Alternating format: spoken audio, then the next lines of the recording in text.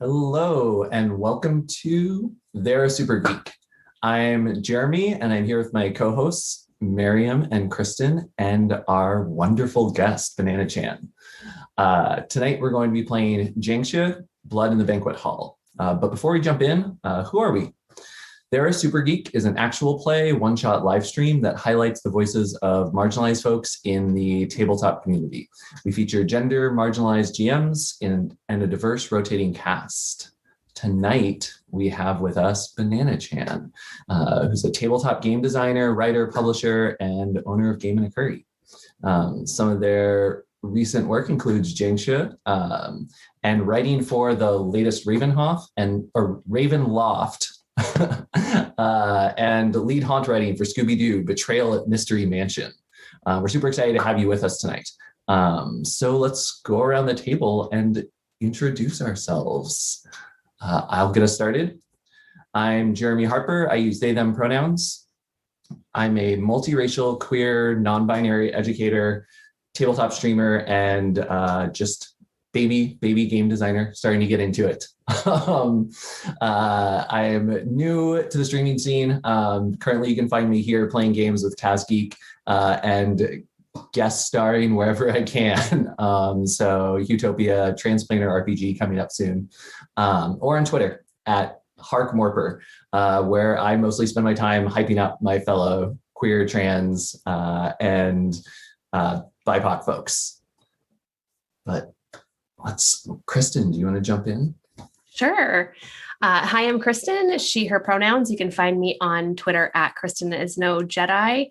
I'm a game designer, writer, podcaster, and now live streamer. I'm so excited to be here at TazGeek, and I'm really excited to be playing Jiangshi tonight. I think that's it for me. Mariam, how about you? So I'm Mariam. I go by they, them pronouns. I write for TRPGs, I live stream, I podcast, and do a lot of things. You can find me on Twitter at media_junk. I was about to say Jiangshi. media_junkie. I'm just so excited to play this game, y'all. I've written for games such as Thirsty Sword Lesbians, which is going to be out soon if it isn't already out. And also I contributed for the Mwangi Expanse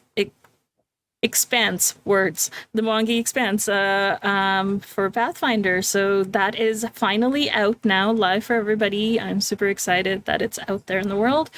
Utopia is where you can usually find me, where I'm GMing Kahania. And Musafir's Season 2 will happen. It will happen at some point. I actually finished editing one episode, so I'm super, super happy. It's going to release soon, like in a month or so. That's me. And Banana, please tell us about yourself. Yeah, thank you so much for having me. I am Banana, she, her, they, them pronouns. I am the owner and co-founder of a small board game / RPG publishing company called Game and a Curry. Like Jeremy said, basically you ran through like my entire bio. So I'm just excited to be here and run this game for you. I guess we could get started. Do you want to take things away, or should I just go for it? Awesome.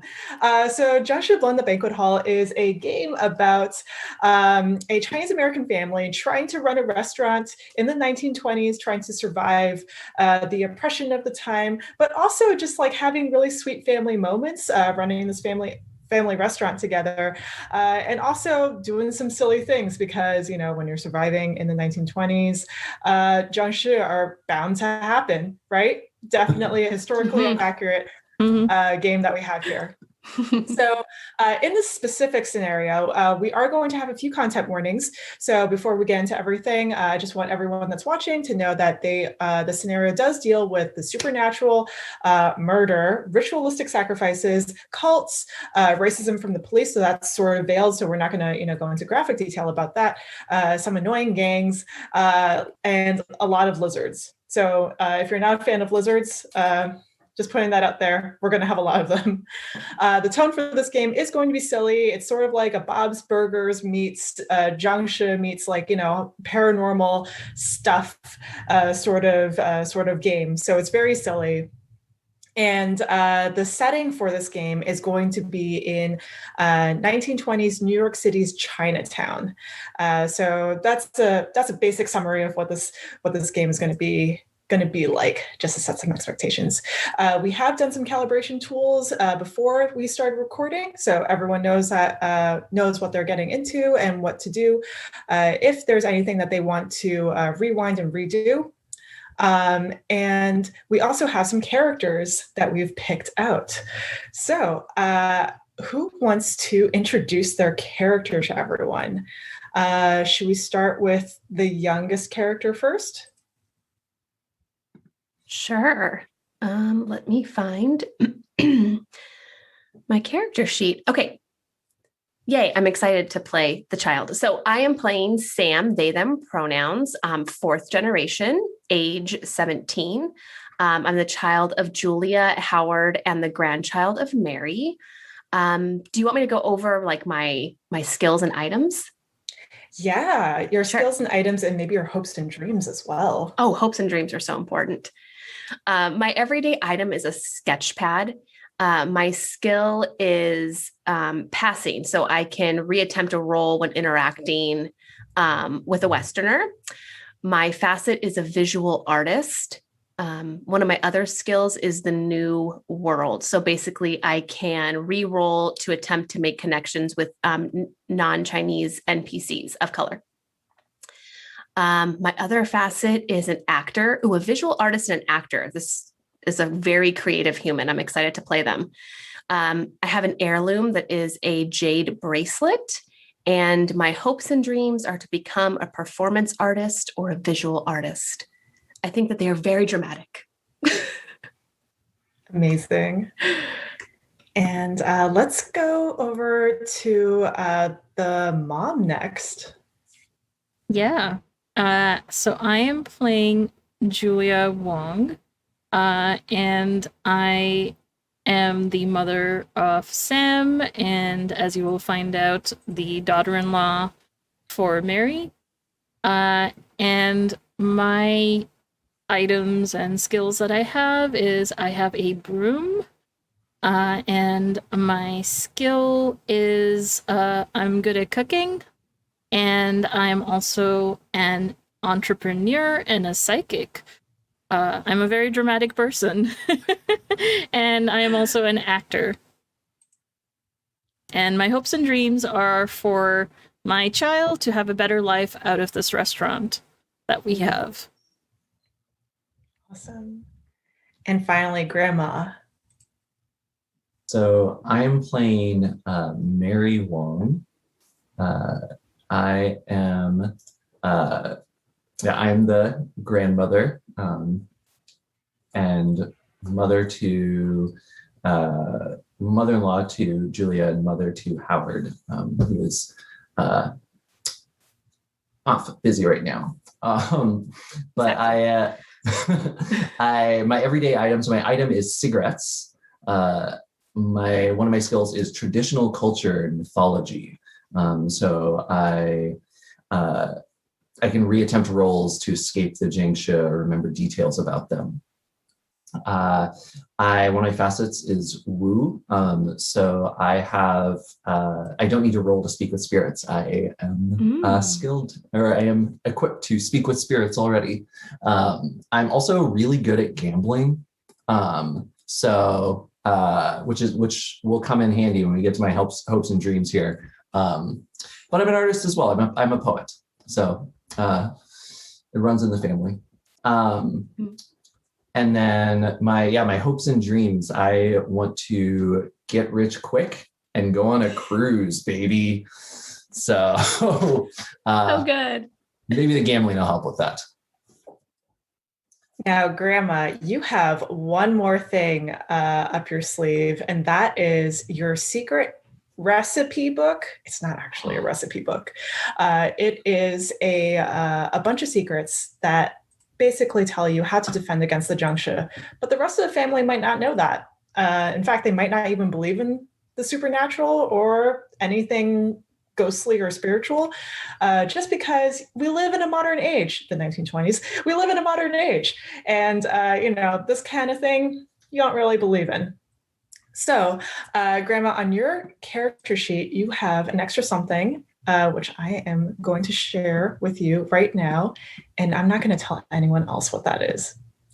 I also moved the slides so no one else the audience can't see it either. Nice. Real quick. Sorry, audience. You get to find out and play. Okay. So you have secrets. That's going to stay on your character sheet. Yeah. No one else will be able to see that. Ooh. All right. Now, usually we have a fourth player who plays the dad, but Dad's not here. Where did he go? Is he on a business trip? Maybe like a restaurant tour convention? Maybe thing? trying to franchise, like, or sell it to a franchise. I was thinking that what if he's out looking at like purchasing another restaurant so we could possibly expand? Although restaurant convention sounds like very interesting and possibly a whole nother game. In the 1920s. I don't know. World Expo for restaurants, right? Yeah. I love it. All right. So he's off trying to figure out the franchising of this restaurant. Speaking of this restaurant, we're going to go over to slide 3, Okay. where we're going to answer some questions. So the first question that we're going to have is, where is the location of the restaurant? So we know that it's in New York City. It's in Chinatown. And just to give you an idea of what that looks like, Chinatown is next to Little Italy, and it's also above the financial district. Okay. So, and also above the where all the courts and stuff are. So there's like the family courts. There's like the jail is over in that section as well. Okay. So where do you think that we are?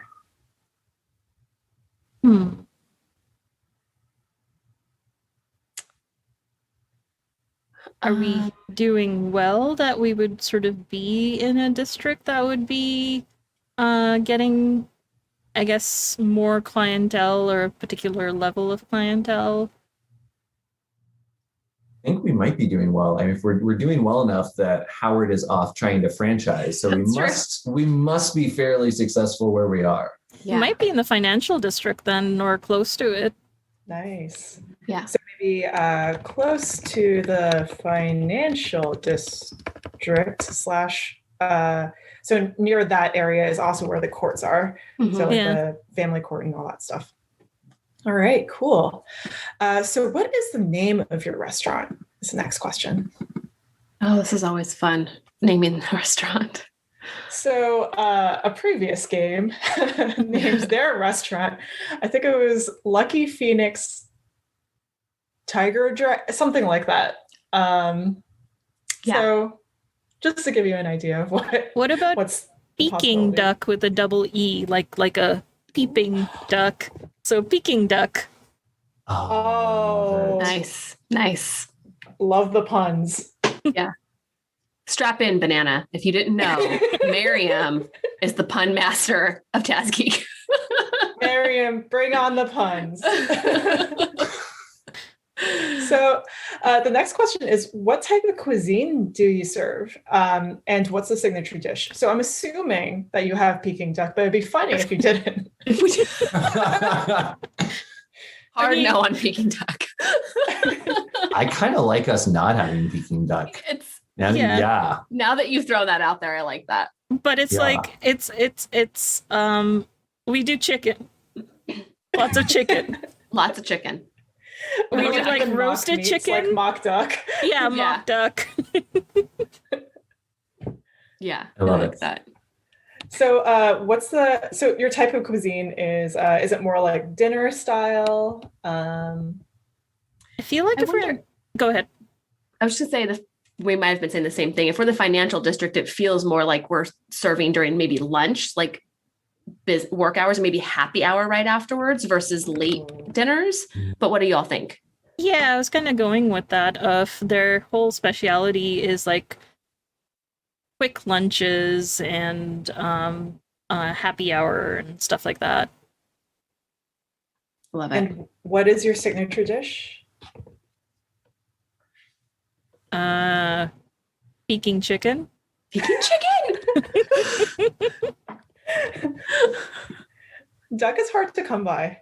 Yeah. Yeah. So it's served in the exact same style as Peking duck, but it's a chicken.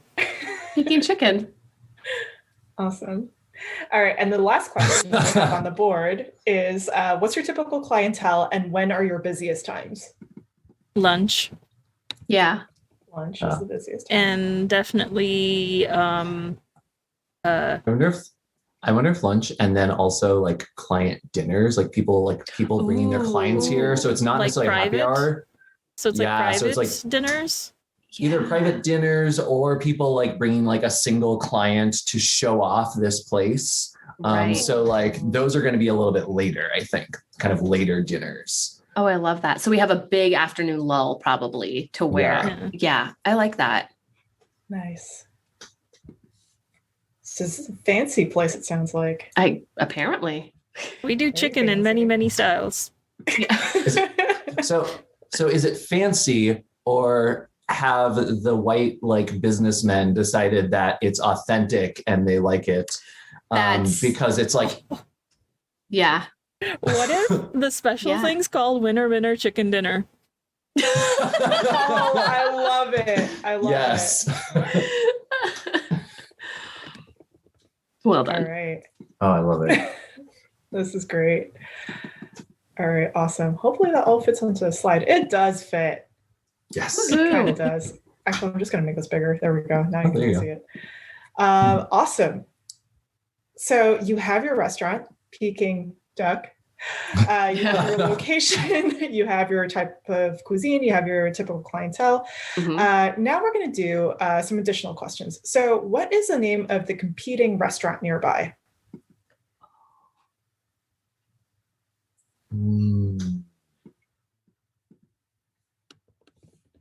Chick in, like chick, and then in as an INN. Chicken. Wow. Yeah. Wow. Oh, that's good. I had to like spell that out in my head. The puns. So good. Let's do it. And the next question is, why do the Tongs come around to your restaurant? Now, the Tongs are the Chinese gangs back in the 1920s.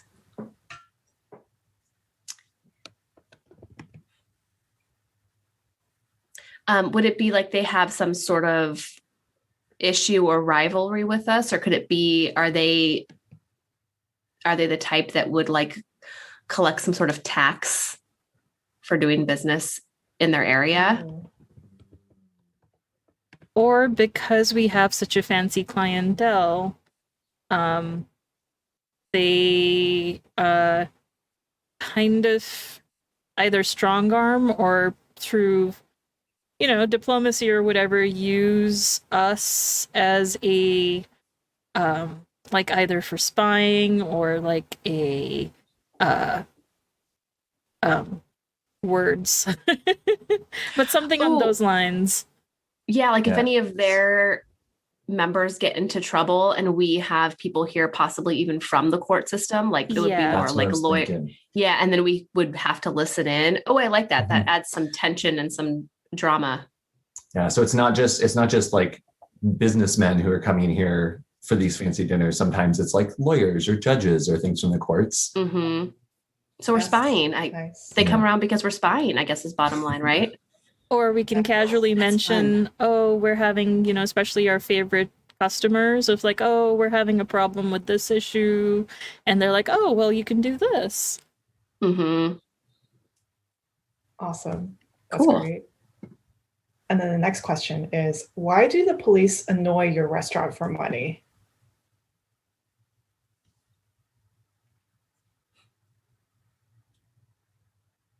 I feel like I want to use the R word, but I will stop. Fair.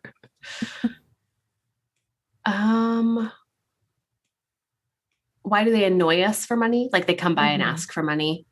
Yeah. Because the Tongs come around here? I was going to say, could it be as simple as they see how successful we are based on customers from the financial district. And so they think they can do like a shakedown. Yeah. I was very much finding myself thinking like, I mean, they come by because they're awful. And yes, I skipped right over how awful they are. but I think that's exactly right. Like that's why they're shaking us down in particular, is because we have the funds, and they might, they might use the tongs as a pretense. Like, we think that there's been gang activity here. Mm-hmm. I mean, they're not wrong, but at the same time, they're not right. Yeah. Do anything illegal here? Mm-mm. We make amazing Peking chicken. Peking duck. Sorry, Peking duck. Awesome. All right, so now we are going to get into some character relationship questions. So, Mom, Wong Hoi Tong, who do you want to impress the most? And talk about the last time you impressed them and it failed. Or tried to impress them and it failed. And is this like amongst the player characters? Yes. I think I wanted to impress my child, because my child's, like a typical teenager, if that's okay, is sort of like, mom's not cool, like, oh, or at least that's the perception that's there of like, mom's not cool, and tried to maybe for Halloween tried to dress up fancy with the broom and be like, I'll come trick-or-treating with you, honey. And it didn't work because I feel like if you're okay with it, you're just like, Mom, I just want to go with my friends. Mm-hmm. Absolutely. So I was a spooky witch serving meals that day. Oh. By myself. Oh, I feel so bad. Now, Sam, over to you. Who are you scared of disappointing the most? Talk about the last time you did something disappointing. Oh, who am I scared of disappointing the most? So probably my grandmother. And I think the last time I did something disappointing, let's see, Sam does not speak Cantonese very well. Is that correct? No, they do not. Okay. Oh, and really doesn't write very well. I think that I wrote my grandmother a card for a holiday. And I attempted to write it in Cantonese, and it was very poorly written, and she was clearly disappointed in me. Oh. Now, Grandma, who do you trust the least? And talk about the last time they did something that broke your trust. Oh. Who do I trust the least?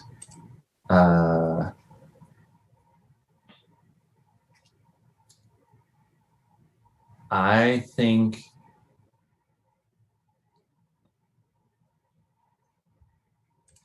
I don't trust I think it might be Julia. Nice. But I'm trying to figure out what it was you did that broke my trust. Married your son.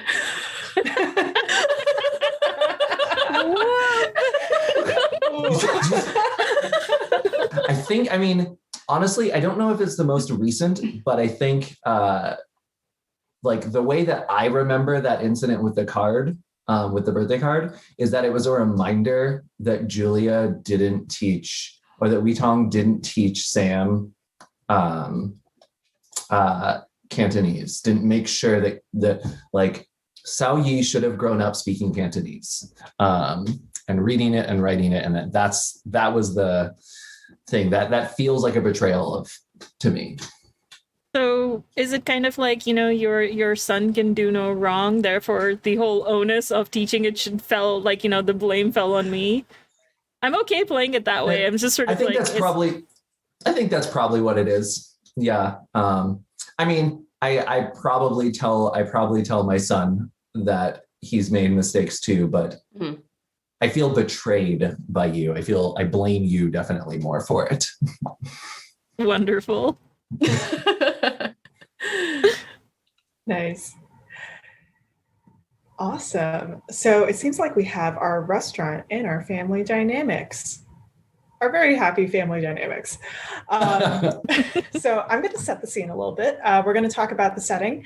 So just a quick reminder for everyone, it is September 1925 in New York City's Chinatown. It's just starting to get chilly out and school is about to start next week.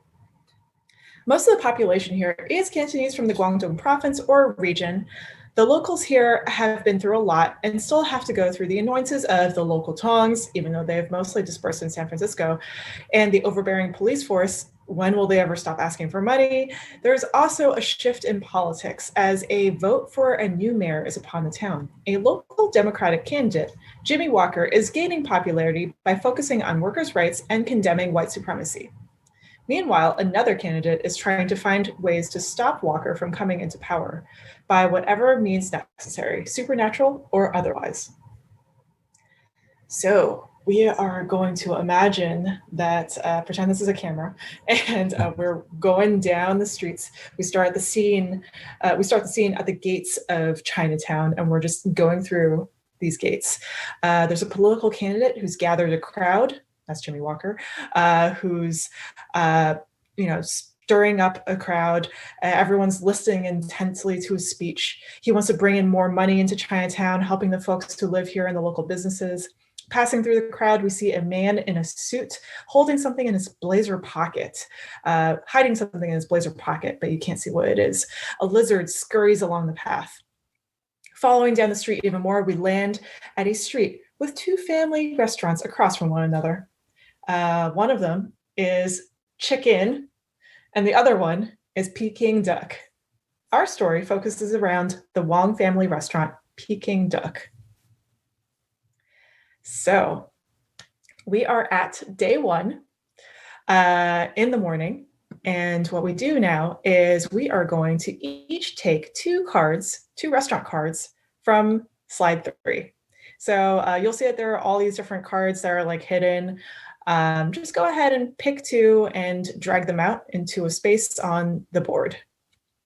And make sure that your cards are sort of together with your area. From any of the 3, is that right? Any of the 3 rows, yes.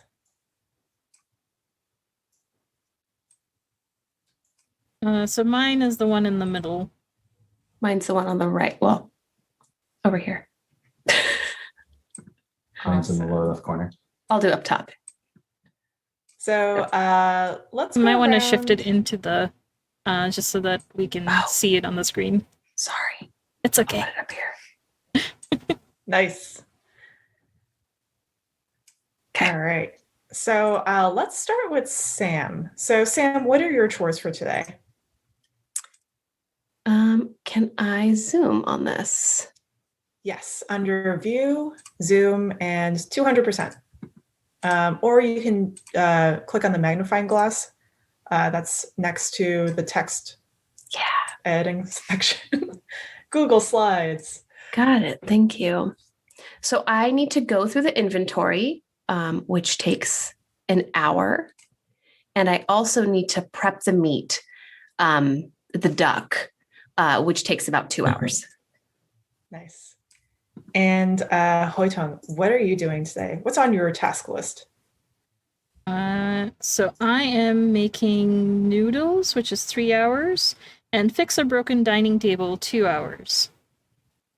Awesome. So it looks like you have your hands full. Mm-hmm. And finally, Grandma, what are you doing today? I will be spending time, let's see, refilling the condiments, which will take 2 hours, and getting the steamer ready, which will also take 2 hours. Awesome. Now, Grandma, because you are the oldest family member, you have the chance to rearrange some of these things. So if you don't like anything that you have in your hand, you could, switch around some tasks, convince someone else to do something for you. Oh, I gotta look back at what people are doing.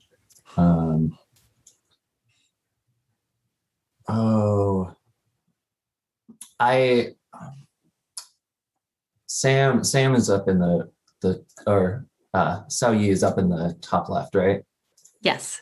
I just do not trust you to do that prepping of the meat. I think that I'll prep the meat. You can refill the condiments. I think that might work out a little better. With my son gone, I would hate for the restaurant to get a bad reputation while my son is out of town. Just want to make sure we do it right. Ouch.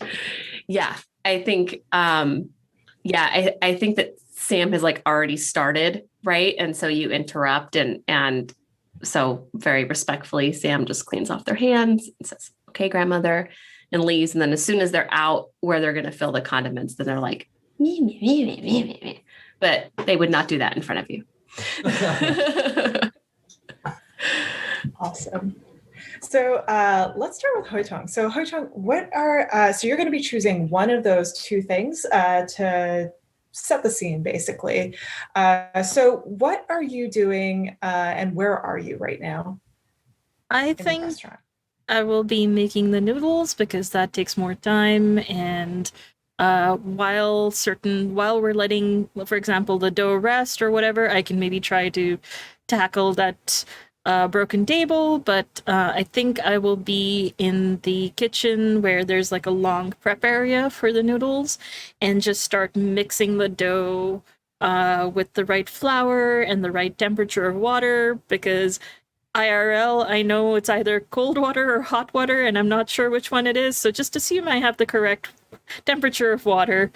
And I'm just kneading it by hand because I get the sense that at this time period, it was not common for mixers to be available. Also, I get the sense that if we're super traditional in how we prepare things, it's made by hand anyway. So I'll just be in there, elbows up in flour and water, and just kneading away and taking out whatever frustrations I might be having out in the kneading. So you sound like you're really frustrated, and you also sound like you're really focused. Yes, I am. Is there anyone else who's there with you right now that's breaking your focus and making you a little bit more annoyed? I feel like with the prepping of the meat might be, I feel like Grandma here might be taking sort of just encroaching in my space just a little, or making noise, loud noises, whereas I was getting into focus and kind of taking out my frustration, and suddenly I hear the big cleaver going smack, smack, or whatever you were doing with the meat, prepping it. And I'm just wincing each time the noise gets into my... Grandma, tell us what it looks like when you're prepping this meat. So I've got the meat out. It's funny, I actually don't cook meat, so we'll see what happens. But I've got the different seasonings and things out, and I've got the it's chicken, so it's the whole. I've got whole chickens here that I am cutting into pieces. So again, I have to use that big cleaver to cut it into pieces. And you would think that I would do all the cutting first at once, and then it would just be over and done with. But I'm not. You hear a few of those chops, the big cleaver hitting, and then I deal with that little piece that I've chopped up, and I'm prepping that meat, and putting whatever seasonings and setting it aside. And then just when you think that you're starting to get into your groove again, you hear 3 or 4 more of those big chop, dunk, thunk, thunk. I'm humming to myself the whole time. I'm having a great old time back there. You know, things would go a lot faster if you just cut them all in once and then season them all, like maybe assemble them in the order. I've been doing this for 50 years at this point. I think I know how to prep how to prep the chicken. Okay, but just saying, it'd be easier to clean up if you just did all the messy things at once, cleaned up, and then went to the next part. I mean, if you would like to do it, you're welcome to. I'm sure I could find something to fill my time with. I've got some. I'm sure I could run to my friend's house. We could play some mahjong if you would like to do this yourself. On second thoughts, you know what? Thank you so much for helping out. I really appreciate your help here. You're very welcome. Thank you. And I just look for a transistor, a small, like, portable transistor, just turn on, just do whatever soothing music I can find. And Sam, as those two are bickering in the background, what are you doing? I think I'm in the front of the restaurant and refilling the condiments. And I think that when I refill the condiments, that even though it's not like it's not stated as part of the chores, that I also probably should be wiping down like the tables. And so I think that's what they're doing currently. Nice. So as you're doing that, someone barges in through the front door, and you realize that the door is not locked, even though you're not serving anyone right now. But the person who barges in is a shady-looking character, and he gets up to you. He's wearing this trench coat. He's got like something in his pocket, and he looks like he's just very. His eyes are a little shifty, just like looking around. Mm-hmm. He sees you, and he's just like, "Hey there, you got a table?" Oh, we're not open yet. He reaches into his pocket and takes out $100 bill, which back then was a lot of money. Yeah. I mean, still, I'm in like, whoa, $100. Yeah, I think Sam like looks over their shoulder a little bit and then is like, takes the $100 and puts it in their apron and it's like, right this way. And then seats him at the front by the door so that when they go to explain what's happening, maybe he won't overhear the argument that's bound to take place. So yeah, they get him a menu. And will anyone else be joining you? He looks down at the menu and then looks back up. No, it's just me. Okay. Would you like some water or tea? Yes, tea would be lovely. Okay. I'll be right back. They back up a few steps and then turn and go. Awesome. So are you going back to the kitchen where Grandma and Mom are? Yeah, I'm going back to the kitchen to say that we have an early guest. Oh, nice. Hi, Mom, Grandma. We have a guest. Is anything ready yet? And you see the raw dough still being mixed, and the I imagine the spread of whatever the chicken is being prepared absolutely raw, and sort of look back and I say, "Do we look like we're ready?" He was very hungry and insistent. Is there any soup ready? Do we have any leftovers from yesterday? Suppose we do.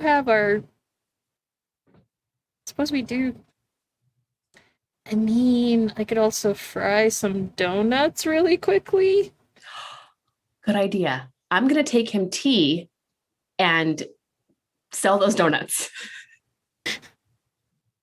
Yeah, I know there's these long donuts that are sort of like X-shaped or like four-shaped, and I assume that's hopefully fast and easy. I don't know how they're actually made, but I'm just gonna go with it and start making a couple, muttering Actually, about. I'm gonna ask you to roll some d8s. Yeah, and I also have, I believe, cooking. So, hopefully, if things don't work out, I can reattempt a roll. Nice. All right, so go ahead and roll 5d8s. Okay. So I've got a 7 and an 8, and I have 1 4. Ooh, so you got a 7. Mm-hmm. Nice. So tell me what it looks like when you succeed at making these glorious yaotiu donuts. Yeah, so I just pulled some of the dough out that might have already been made with yeast or whatever and was just resting, and I just pulled some out and I shaped them into the donuts and I just quickly fry them. And then seeing who they are and how, like, I maybe even just sprinkle a little sugar or something to give it a little pizzazz. And I send it piping hot, like fresh. Nice. And Grandma, you see this happening. How do you react to that? So as soon as Mariam shifts away, sorry, not Mariam. As soon as you're called Mary here. As soon as Julia shifts away, and Sam goes back out, I like, as you shift to start making the donuts, I stop and I look at you because I'm not 100% sure what Sam had just, because Sam came in and I imagine was probably speaking in English, but I just double checked with you. I'm like, did he say that there was a guest out there? Yes, someone came in really quickly, even though we're not open yet, but I guess a paying customer is a paying customer. Okay. That's fair. But I think I'm most concerned. I'm looking over at the noodles, and prepping the meat.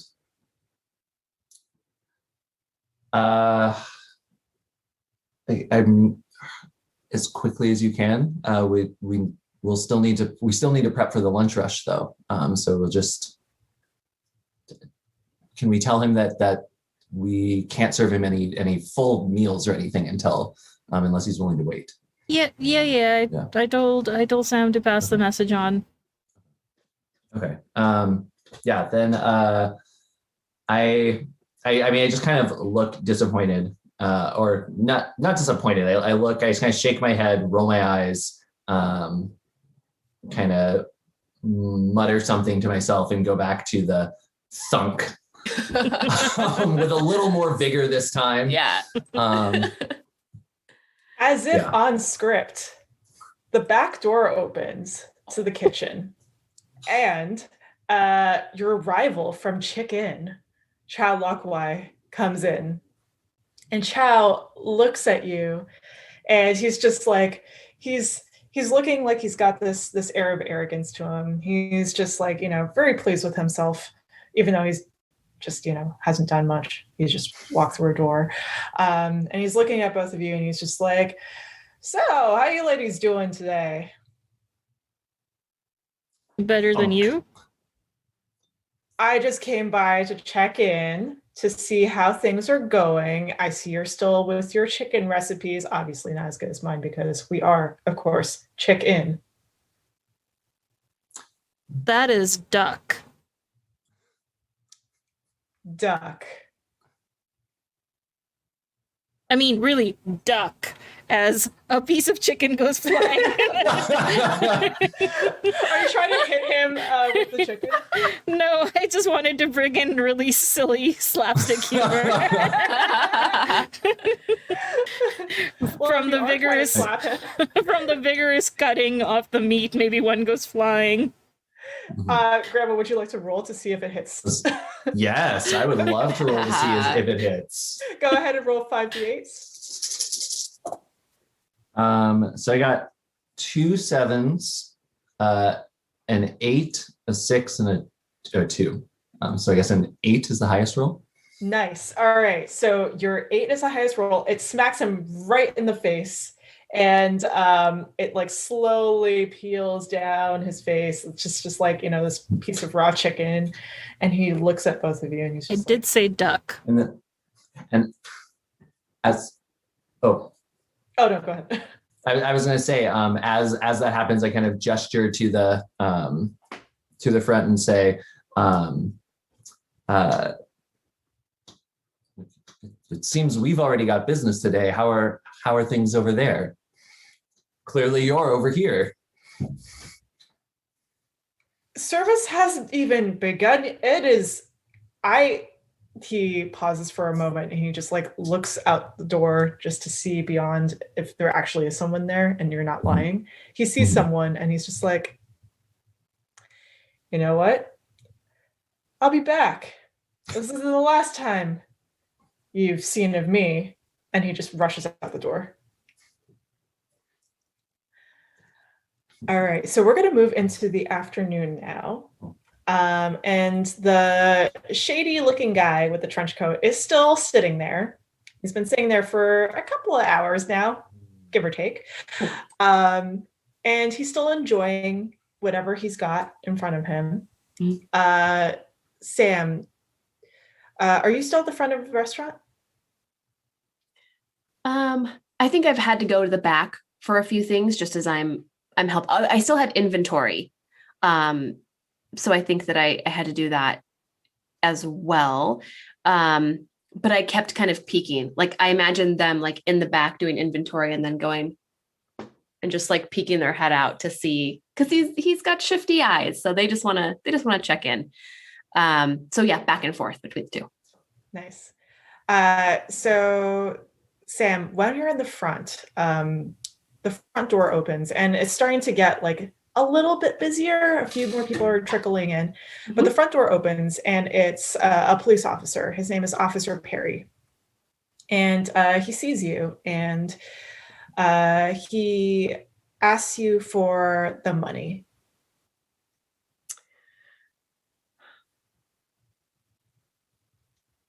Do we think, I'm going to say Sam has probably met him before. Does that sound right? Okay. Yeah, most likely. Oh,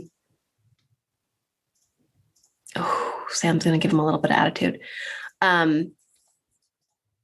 It's getting to be our busy time. Can you come back a little later?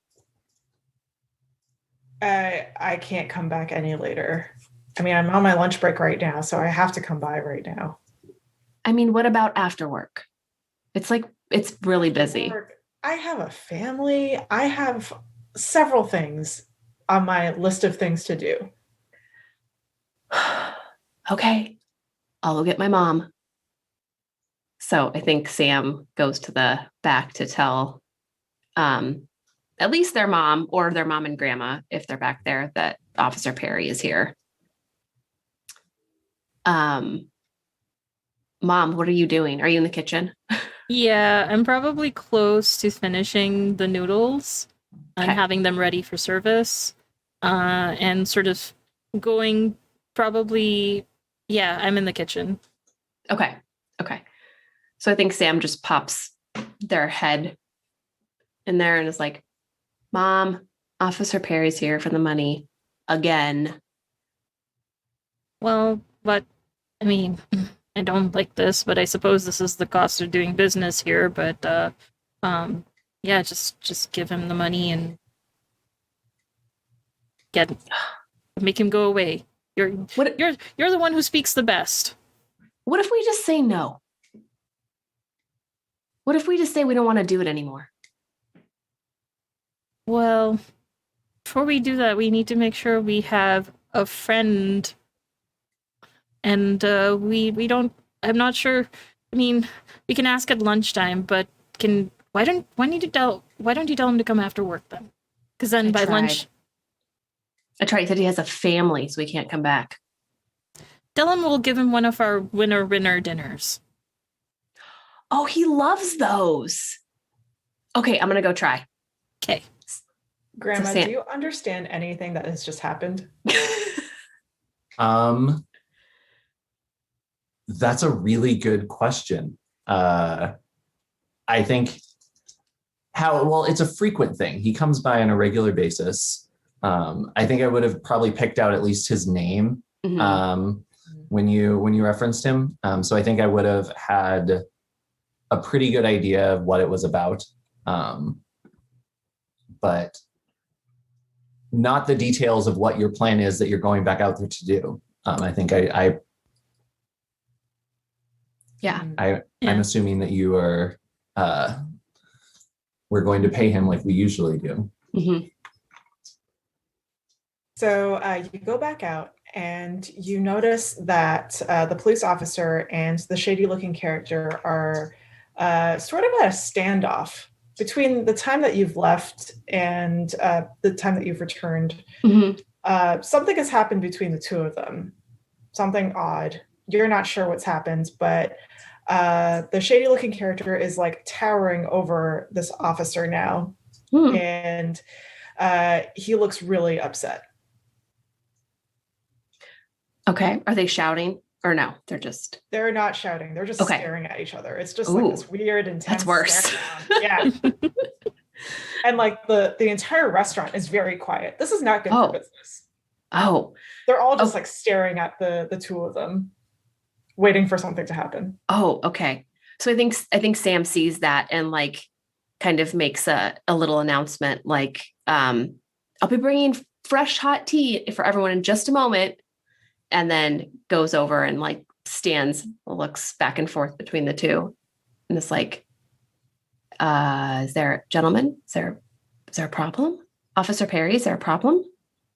The officer looks at you briefly and says, "There's no problem here. I'll be back in the evening." Oh. And he saunters off. Okay. Sam looks at the shifty gentleman and says, is everything okay? Is there anything else that I can get you? I'm fine. That might have been weird for you to see. You see, I'm a traveling salesman. Oh. I sell dictionaries, bobbleheads, Avon. That's a lot of items that you sell. Where are all your things? That is another good question. Because I travel so much, they're in a briefcase at my hotel. Oh, okay. Mm-hmm. You're staying at a hotel. Yes. Would you like me to pack you up some food for dinner, like to go, and that way you have a meal for later? No, actually, I have a few questions for you first. So, sure, I know everything on the menu. Go right ahead. Well, actually, this question is about someone around this area with some political influence. Oh, okay. Does a Jimmy Walker come by here often? I mean, he's been by once or twice. He's not a regular. All right. Are you looking for him? No. Oh, okay. You've answered all that I needed to know. And he passes you another $100 bill. Oh. They put it in their apron. Are you sure I can't get you just a meal to go? It's for later. Mom makes the best noodles. Don't tell her I said that. I'll take another meal for here. Oh, you'll still be joining us. Yes, I'll still be here for a while. Oh. I'll be here for quite some time. Okay. See, because I'm a traveling salesman, I get hungry Yes. really easily from all the Sure. traveling and the Sure. selling. Right. Okay. Yep. Grandma might get mad if you try to sell to the customers. So maybe do it quietly if you do that. Okay. Got it. Okay. I'll bring you some more tea. Okay. Thank you. Sam leaves. Do you tell your other family members about what just happened?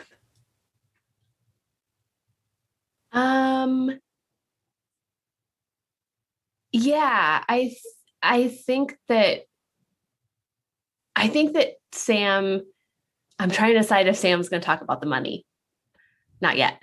I think that Sam does go back in the kitchen and tell Mom. Mom, the guy from this morning is still here. I think he really likes your food. Oh, that's wonderful. I hope he tips well.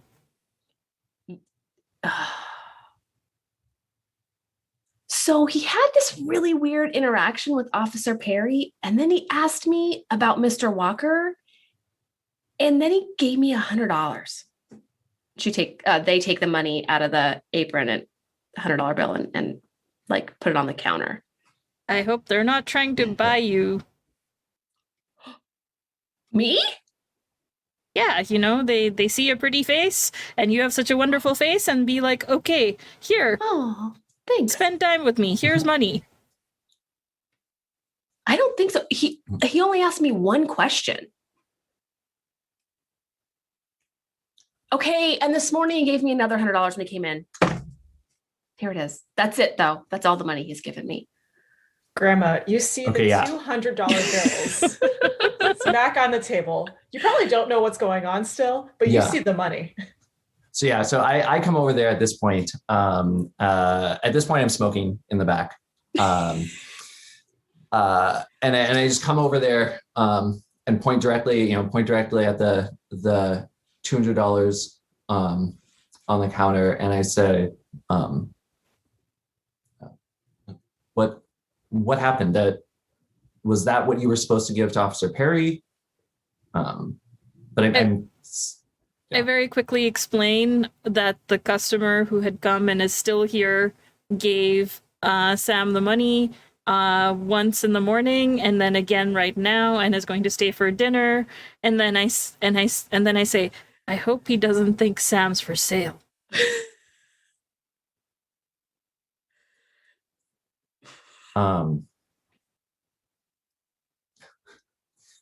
I do look at you and say, Sam is such a pretty, Sam is very pretty. So I understand the concern, but no, I'm concerned. Wait, is Officer Perry, did we pay Officer Perry? What happened? I'm much more concerned about the police than this random person. And Sam said that the stranger kind of towered over, and then Officer Perry left and would come back in the evening. I didn't even have to offer the winner chicken dinner for free, so I saved us money. And brought us so much more. You should be serving tables a lot more now.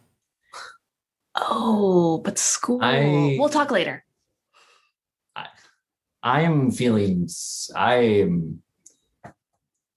Officer, the police don't usually just leave without you giving them anything. I don't.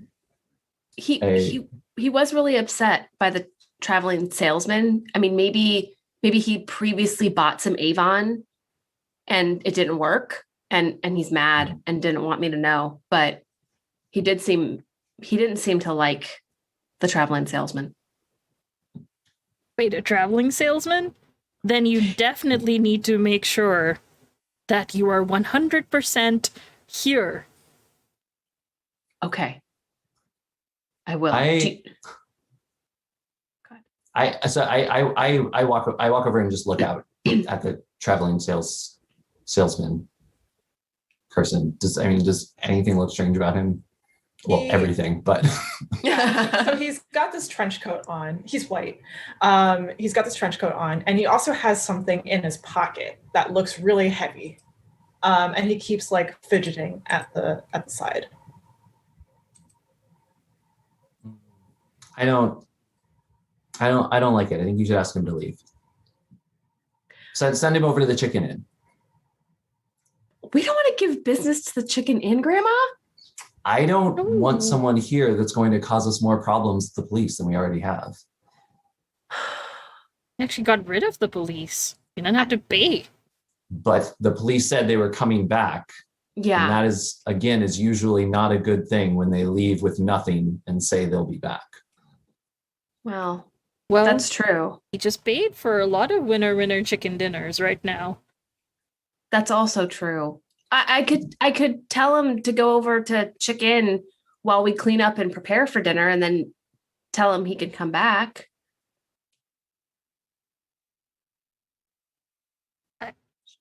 What if he likes the chicken over there better? No. It's a lot of money. Let him stay here. It's fine. He's by the door, far away from all of us. And just Yeah. again checks to look, not looking at us. And I told him under no circumstances is he allowed to sell to our customers, so they will not be bothered. All right, just keep an eye on him, I suppose. Okay. I'm going to take everyone hot tea. So as you're going out to take everyone hot tea, I think we're going to transition over to the evening now. Okay. And it's around probably 6 p.m.-ish. Yeah.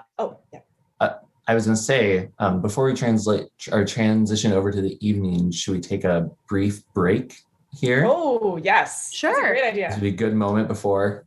Yeah. So we will Let's do a take break. about a 5-minute break, and then we will be back with more Jiangshi.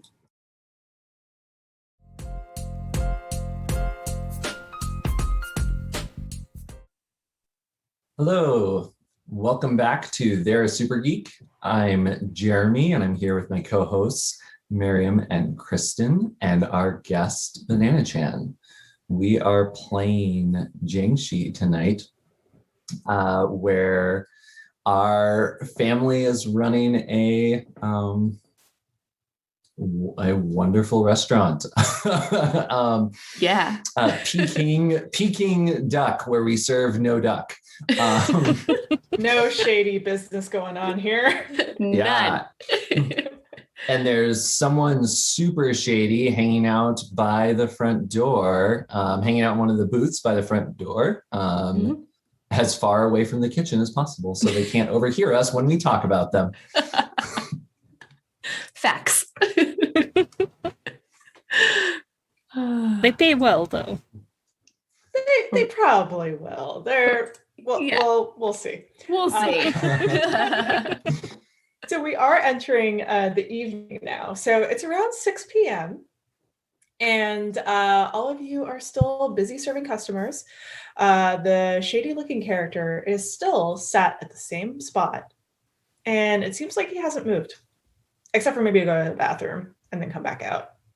And then just like sit back there behind the menu looking at something, but you don't know what. Has he been eating? He's been pecking at his food. And I think that he's just hanging out, not really bothering anyone, not selling any Avon products to anyone. So I guess that's a win. Yeah. Is this like the equivalent of someone sitting here for the Wi-Fi? Right. You'll find out.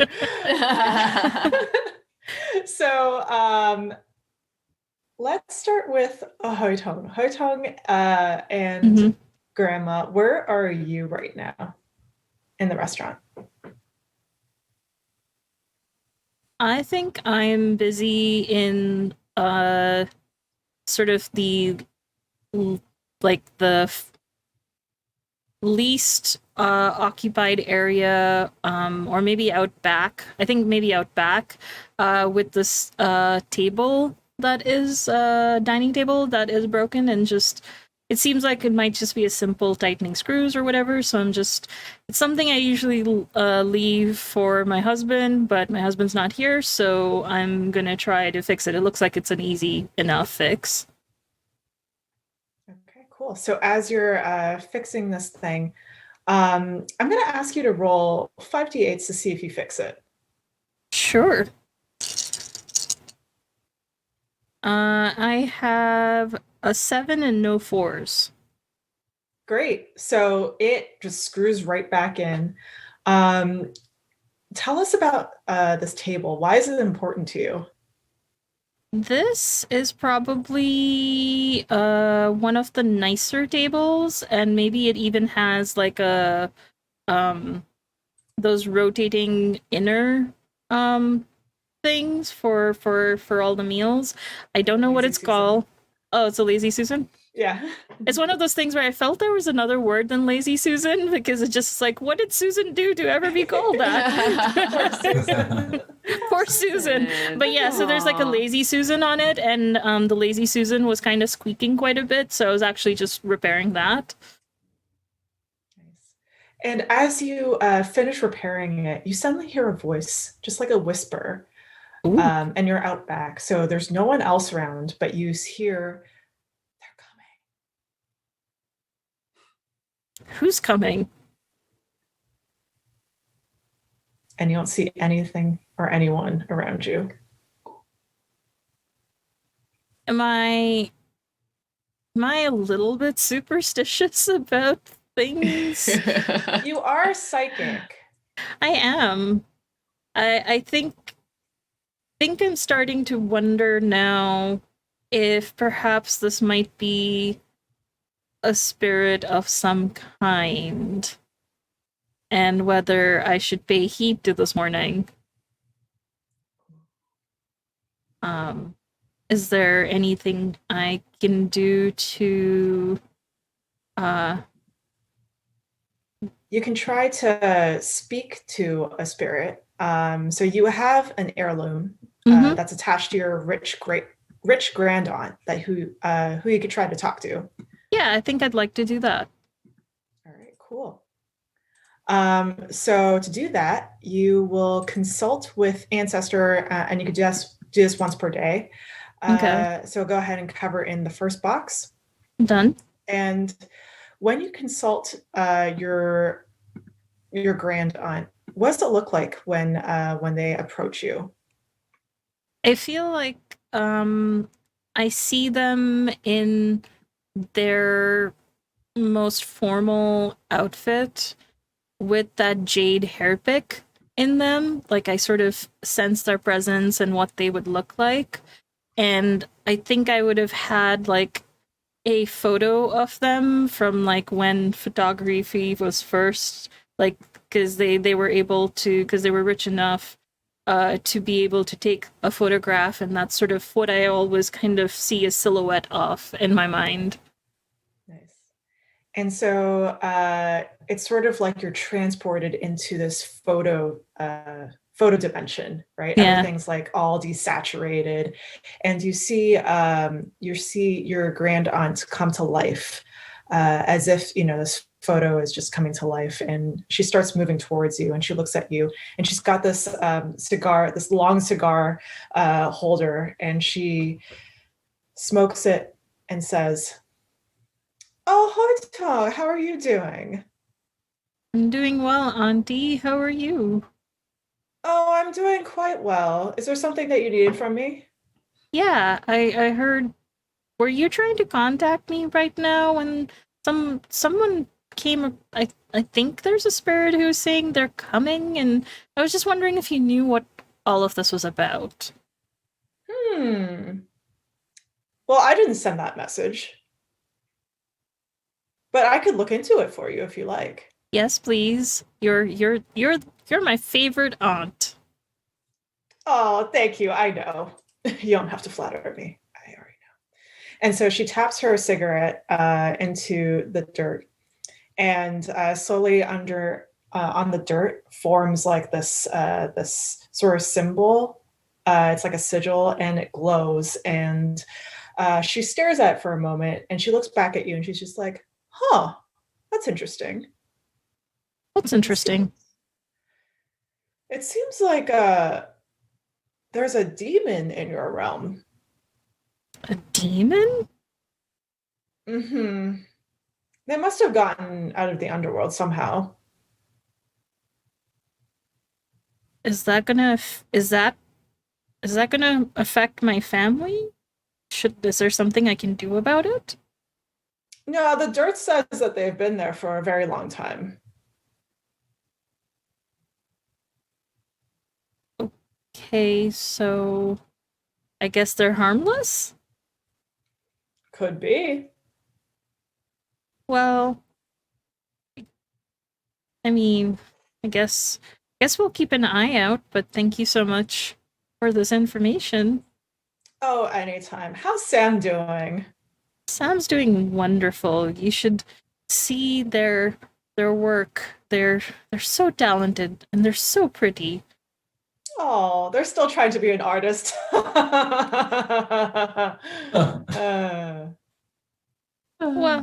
Well, you know, it runs in the family. After all, you are such a work of art. I know. All right, it's goodbye, dear. And she disappears into the photograph. At this point, I take the table back in and I bring Sam and Mary in, and I say, "So I heard whispers saying they're coming. I don't know what that means, but then I also was able to speak to Auntie, and she warned me that there's a demon in our realm and has been there for a long time, so maybe we should be careful about that." And at this point, I'm looking directly at Grandma. That is a lot of information, Mom. Oh, we've dealt with demons before. That's. I'm not concerned. Well, I don't know. What did she say? What kind of demon, or did she? Well, you know, she's not so concerned with the fine details of everything, just said there was a demon, and I did ask for information about it, and didn't really give me much to work on, so maybe we should keep an eye on it. And I'm sort of now staring at the shady guest.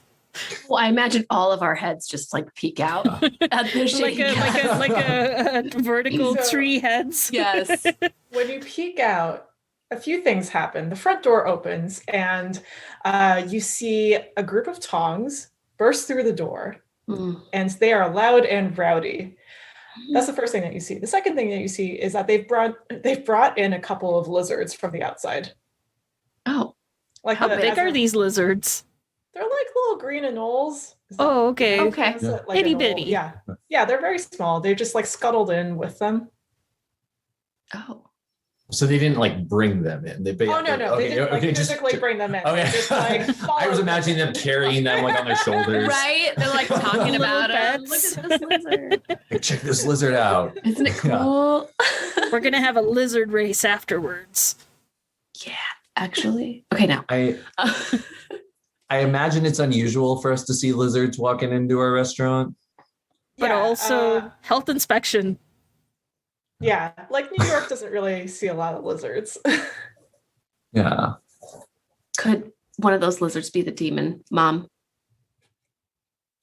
And this is more a GM question. Is that actually possible? No. Okay. No. But it'd be hilarious. Would be.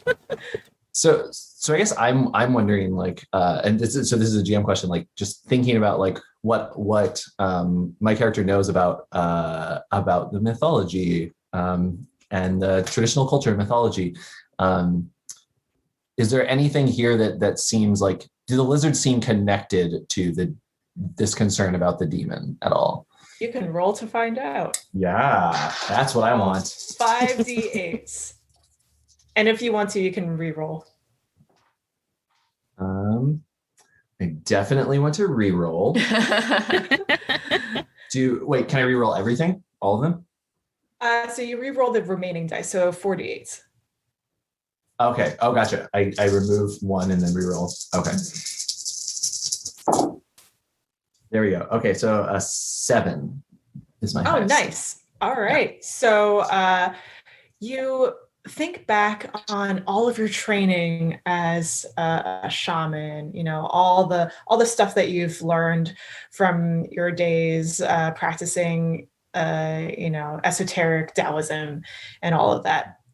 And you think back to yourself and you're just like, no, this has nothing to do with the Jiangshi. And actually, This has nothing to do with anything that you know of. Okay. Maybe New York just has a lizard problem. Okay. Okay. So I take out and light another cigarette, and I say, "Oh, those lizards are just going to give Officer Perry another reason to hassle us." Sam, can you try and deal with the lizards, and get some drinks to the Toms who just came in as well.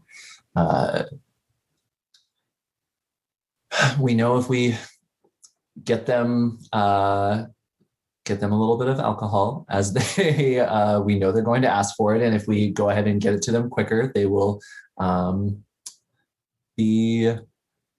they'll be rambunctious in a much less disruptive way. True. Okay.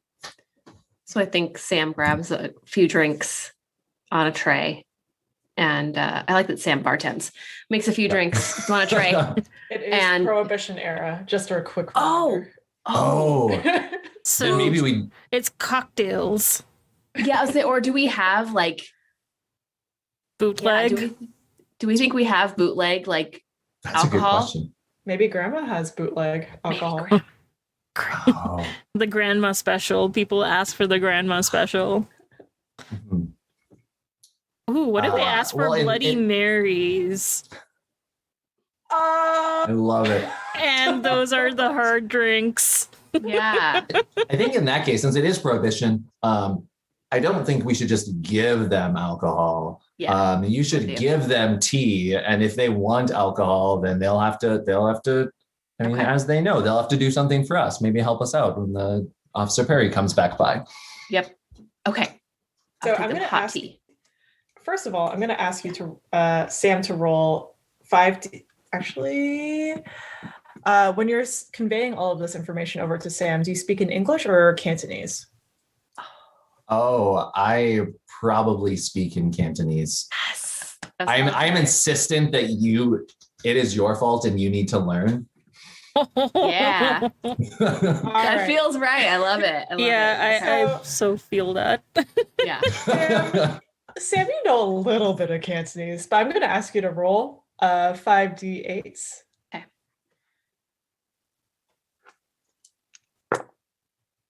7, 6, 5. I got 3 6s, a 5, and a 7. Okay, awesome. So you do understand, and you don't seem to mess up the order. Okay. But do you? Do I mess up the order? Yeah, do you want to? Yeah. I'd like to. All right. So what do you do that's out of the ordinary? Or a little bit different from what Grandma told you to do? Yeah. I think that I bring them a different kind of tea. Like I'll just say we have a couple of different kinds of teas, and maybe I bring them the tea we typically serve in the morning instead of in the evening. And so I just mess it up just a little bit. Nice. All right. So the tongs, who you see at the front, they're already pretty drunk. And they are here for a birthday party. And they go straight to you, Sam, and they say, so the people who are in the tongs, you recognize one of them as being Joe Long. Mhm. She is the leader of the Ghost Tigers. Very original name. It's actually not that original. She just copied it from like a bunch of other tongs that are around the area and moshed them together. She's young. She's in her 20s, and she's very ambitious, but she's kind of a goof. Mhm. To get the job done, but she usually messes up. Okay. Next to her are Ah Young, she, her, and Barry, he, him, Joe's minions.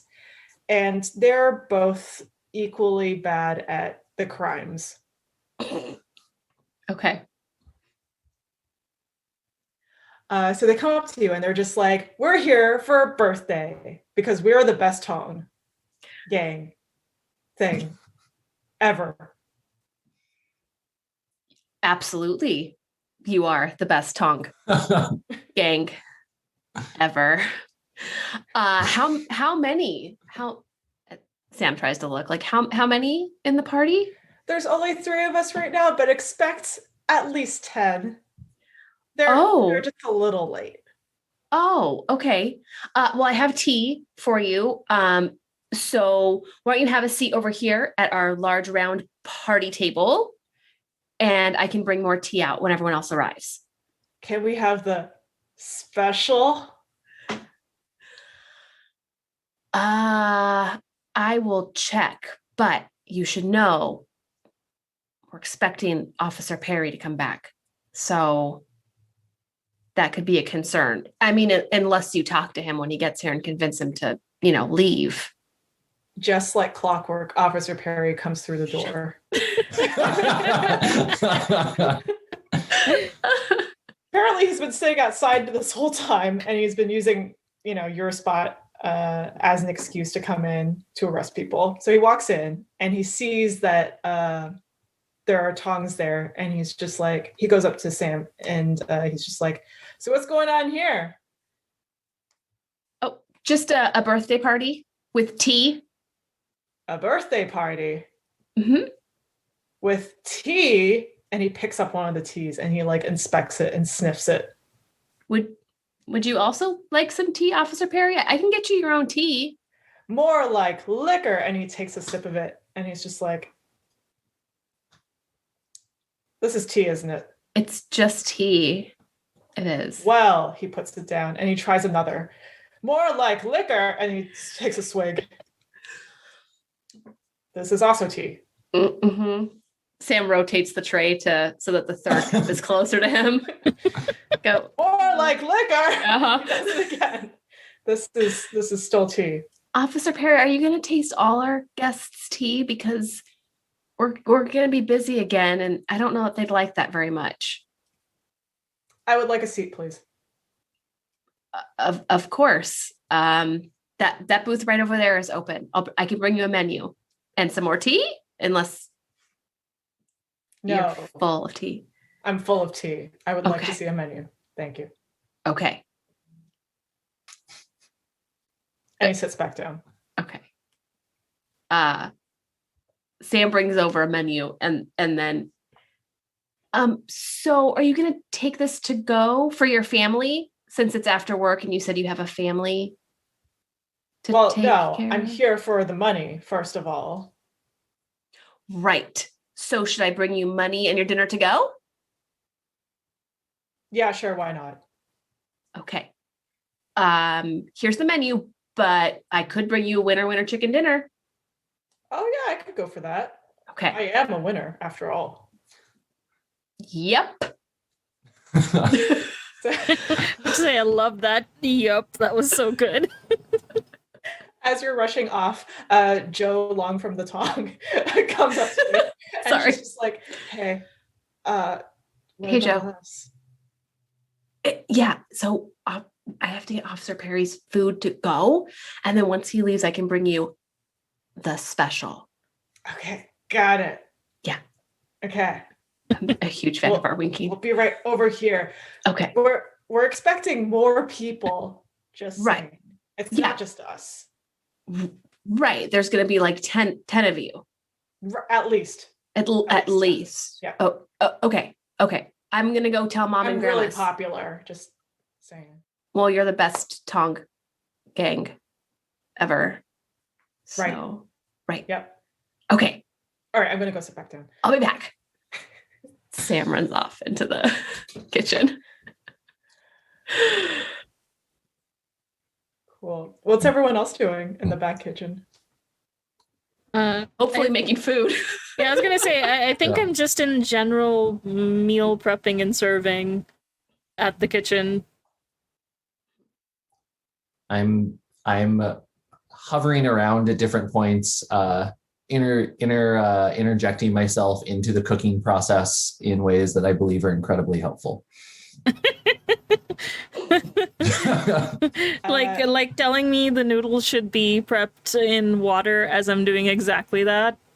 Or just like putting my hand right onto a pan as you're cooking with it. It's hot. It's fine. It's fine. We can't afford to take you to the hospital if you burn your hand. I'll be fine. I've been doing this for years. I don't want your son to say I killed his mother while he was gone. I don't want you to kill me either. I don't want to kill you. Kind of backs up. I just mean if you hurt yourself and then you die, well, your son's away. Just, you know what? Never mind. Thank you for the help. So, Grandma, as you're trying to help, you hear a little squeaking sound. The squeaking sound? Squeak, squeak. And it's coming from your foot. You look down and you see a little lizard. I never took care of the lizards. Feels right. Well, hello there. Squeak. I think I'd pick it up. It chirps happily in your palm.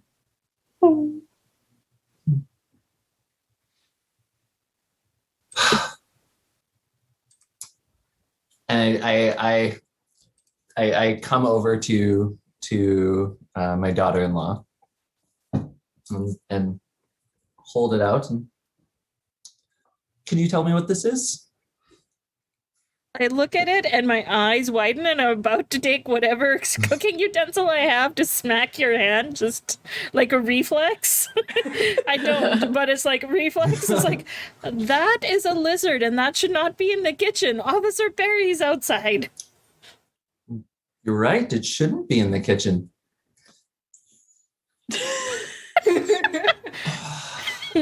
And I sort of, with your permission, kind of turn you around towards the door, then kind of try to push you to like take the lizard out back. I just kind of shuffle away from you and say, some of us have raised our children well enough to follow through with the things they say they're going to do. But sure, you're right. I'll take this lizard outside. I will take care of it. I walk the lizard out back with a very dramatic huff. The lizard looks at you with sad eyes as if it doesn't want to leave. Squeak. Let me put the lizard in my pocket. It'll be fine. When you do that, Grandpa Wong appears before you as a ghost, as a spirit. He usually comes to you every so often just to annoy you. It's like, but it's sort of rare because long distance phone calls like this are kind of expensive. But he appears before you anyway. I quickly pull my hand out of my pocket and say that hello? Hello, my love. I have something to tell you. Did you get my message? I don't think you... Were you calling someone else? No, I was calling you. I didn't get any messages. I said they're coming.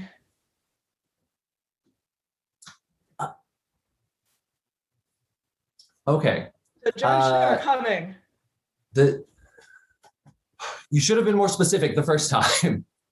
The Jiangshi was the much more important piece of information there.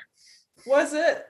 Oh, yes. Yes, I should have said that first, I guess. Okay. But that doesn't matter. Right now, you need to know that they are coming. Okay, when? They should be here around now. And you hear a scream coming from the kitchen or from the restaurant. Okay. I shake my head.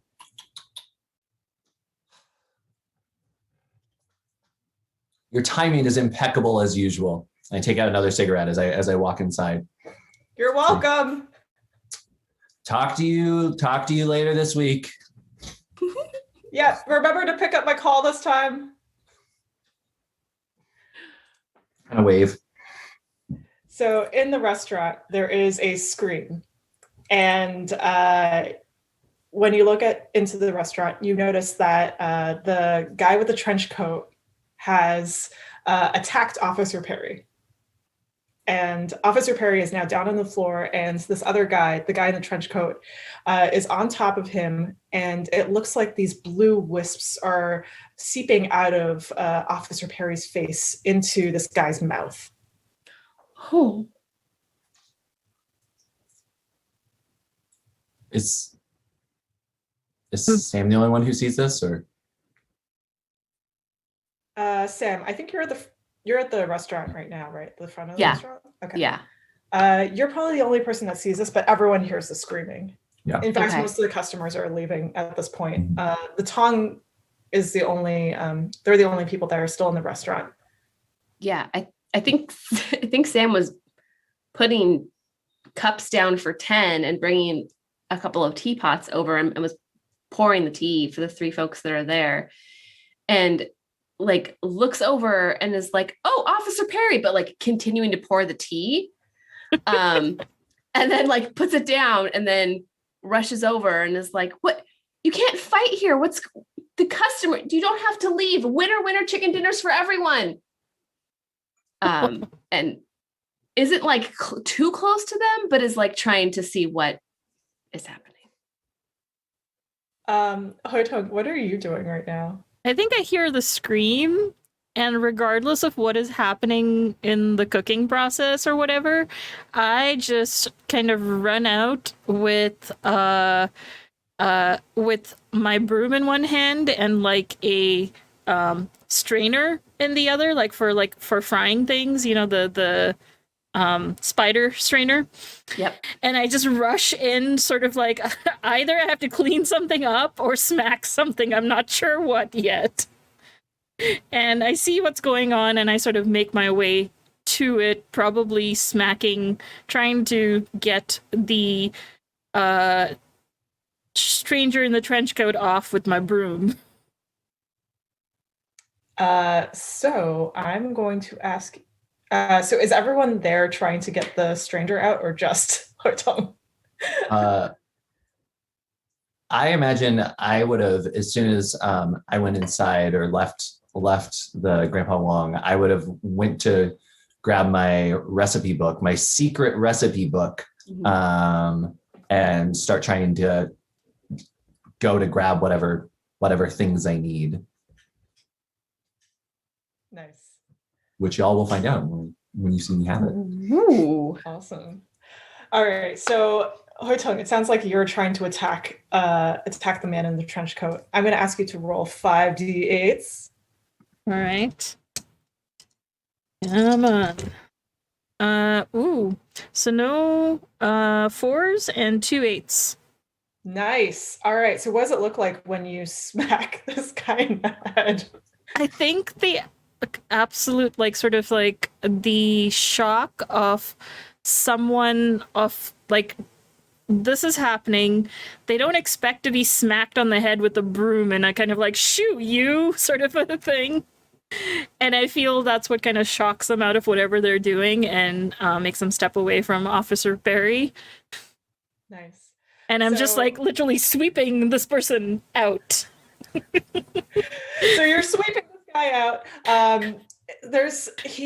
It looks like his eyes are just like drained of life. Like they don't look like they're all quite there. And when you're sweeping him out, he just doesn't even seem like he's all fully like, he's sort of like in a daze, right? Mm-hmm. And so as you're doing this, he starts hopping and hopping, and then he looks like he's gotten a sudden realization of something. He sees a couple of lizards scuttle out of the restaurant, and he starts following them out of the restaurant. He also drops a couple of things. The first thing is a gun, and the second thing is a piece of paper. I pick the paper up. It is all in English. Sam! I just pass the paper. I mean, I can read it, but I feel like when I'm in shock, I probably kind of think in Cantonese more than English. That makes sense. Yeah. Sam will try to read it and also point to the gun. Mom, the gun. He dropped a gun. Don't pick it up.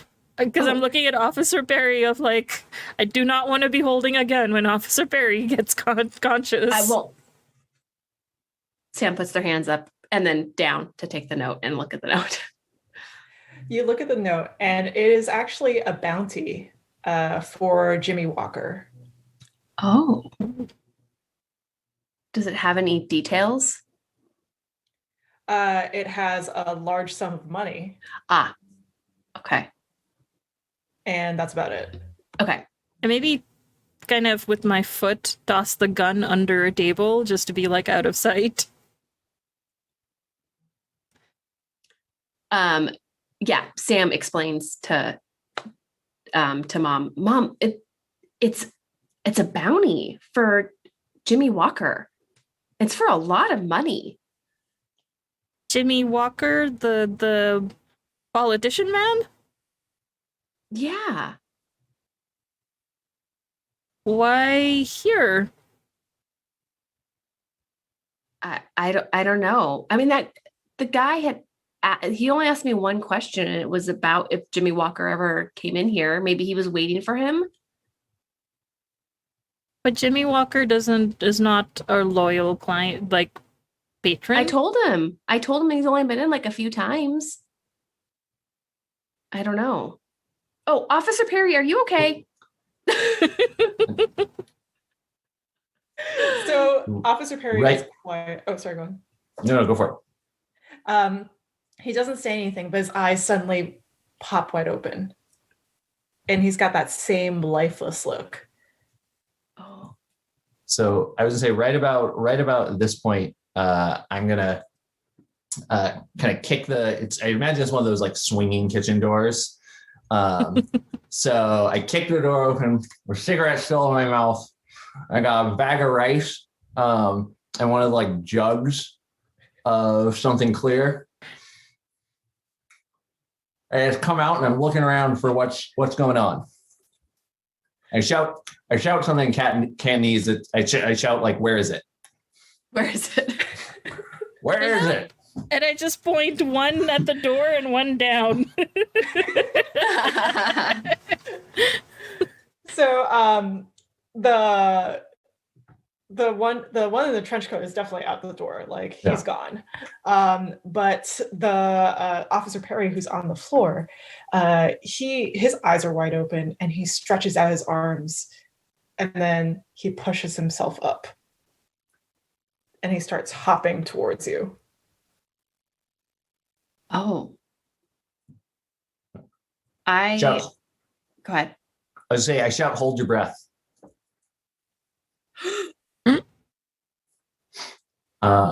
He goes by to Sam, sniffs the air, and doesn't sense anything, and then starts hopping over to Mom, sniffs the air, doesn't sense anything, and then hops over to Grandma.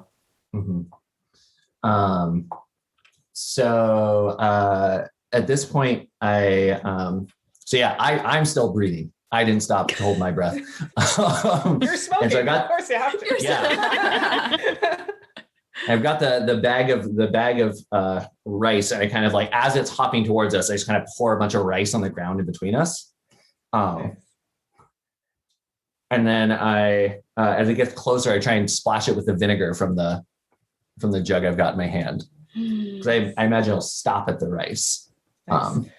So when it gets to the rice, it's about to attack you, but that sees the rice, it looks down and it starts counting 1, 2, 3, each grain of rice. And then when you pour the vinegar over him, it just sears his skin and he just falls back and he's just like screaming in agony. I'm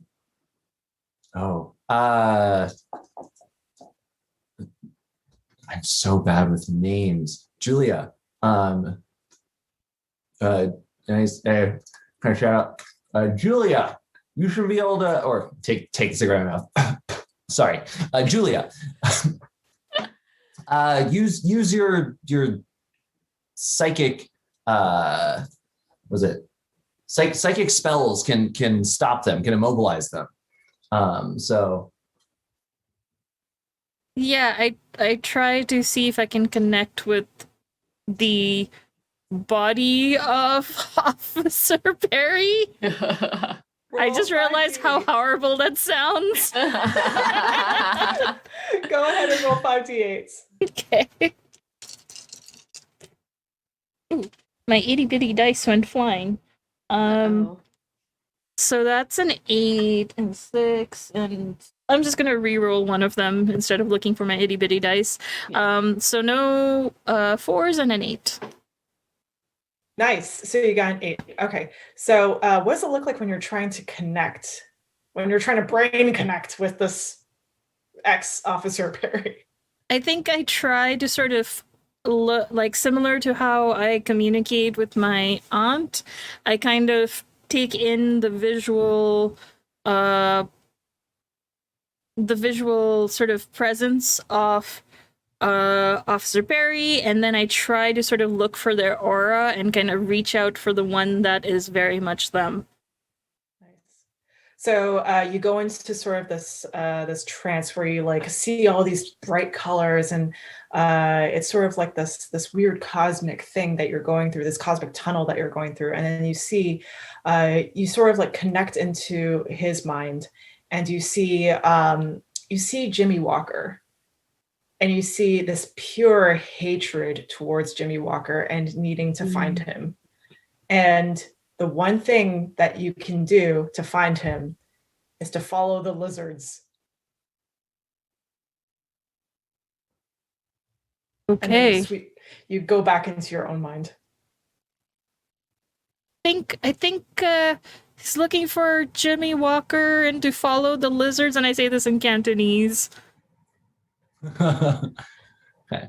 I guess I have a question. I'm going to try and remember. When someone has been turned into a Jiangshi,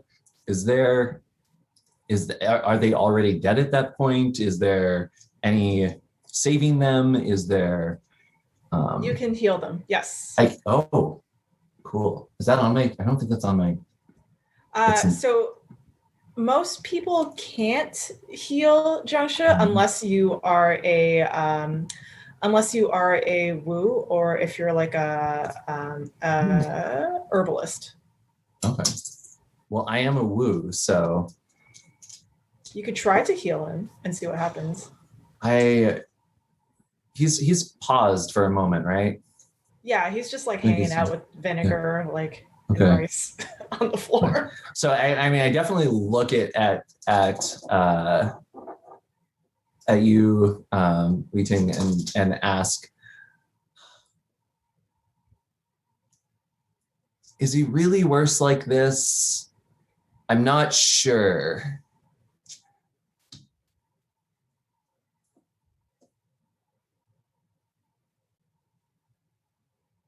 Wait, was the question aimed at me? Oh, sorry. Yes, to you. Sorry. Yeah. Is he really worse? I could try and make him better, but I mean, if you can heal him, I think having a dead officer is worse than a officer taking money from us.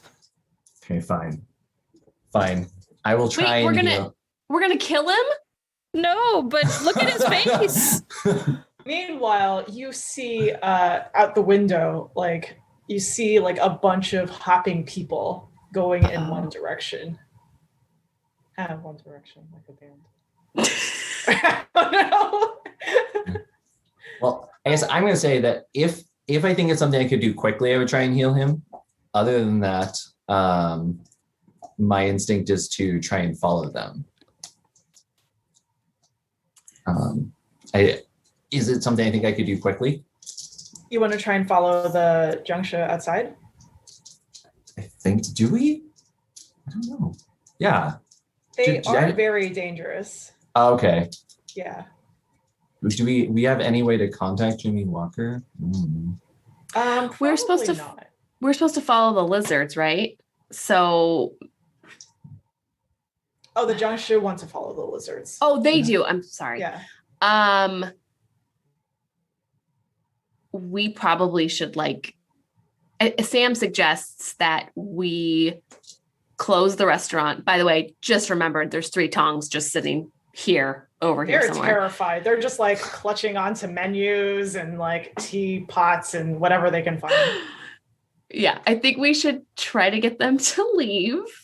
Just back them 10, whatever's left of our kitchen of our chicken dinners, just back them and give it to them. And we tell them to go have it at chicken. We should close the restaurant and try and then try to heal Officer Perry. That way more don't come in. Yeah. Yes. Yeah, we can put rice at the doors to stop them from coming in. Okay.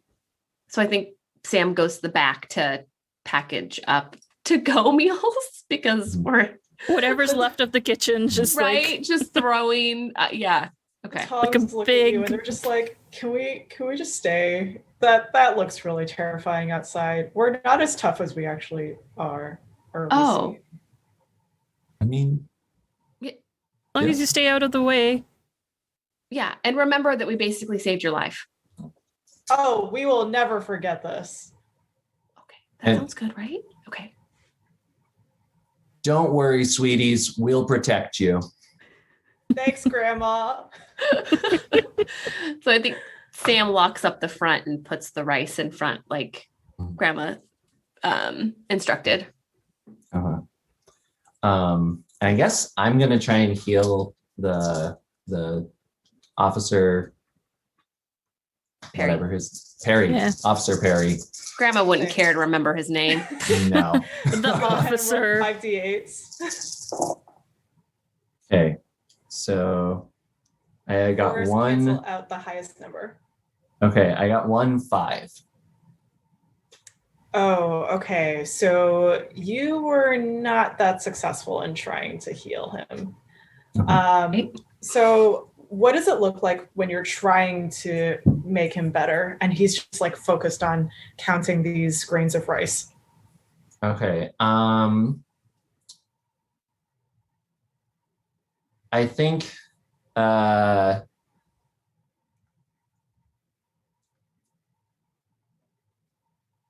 think I'm walking around him still with the cigarette in my mouth, and trying to, since I'm using, I guess, the woo, since I'm trying to speak to the spirits, I'm trying to pray to some of the spirits and some of my ancestors and ask them for help. So I guess I'm asking if there's any spirits around that can come and help and can come bring the evil force, lead the evil thing out of this man's body, back to where it belongs. The one person that picks up your call is Grandpa Wong. He shows up and he's just like, hey, It would be you. I mean, I did warn you, right? Like, this is... You kind of warned me. I did warn you. I think you warned someone else. You know, I'm not that good at phone calls or anything like that. I know. I'm aware. Can you make yourself useful we need this. We need him to not die in our restaurant. Oh yeah, sure. Like I could do this. And he sticks his hand right through his chest. I can't do much. I'm a ghost. I'm dead, remember? Can we all see Grandpa Wong? No, I think only Grandpa. Okay. So speaking in Cantonese, so you're picking up little bits of it, but about as useful as you were when you were alive. That's great.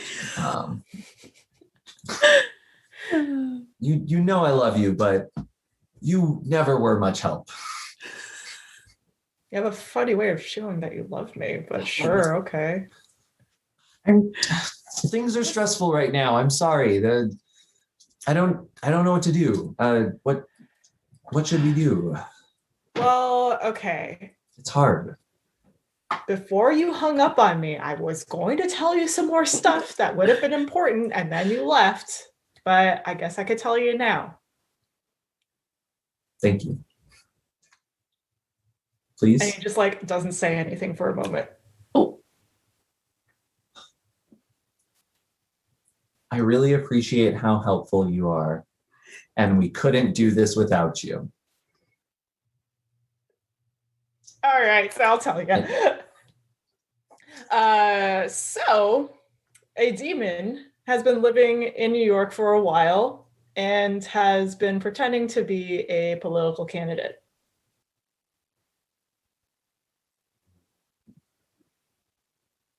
Oh, and also that political candidate is sort of mad right now because Jimmy Walker is super popular or something. So he's trying to do his best to kill him off.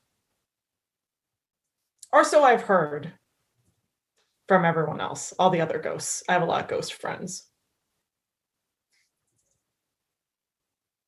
Very popular. Yep. What does that have to do with us, though? And we're not involved in politics. No, you just seem to be caught in the crossfire, honestly.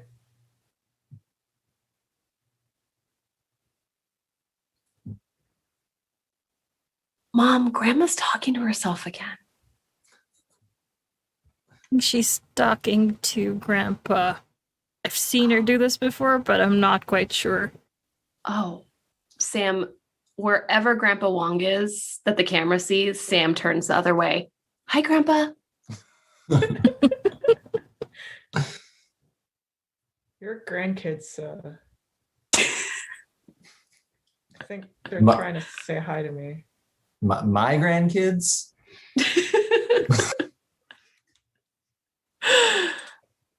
They take after you. I would argue that.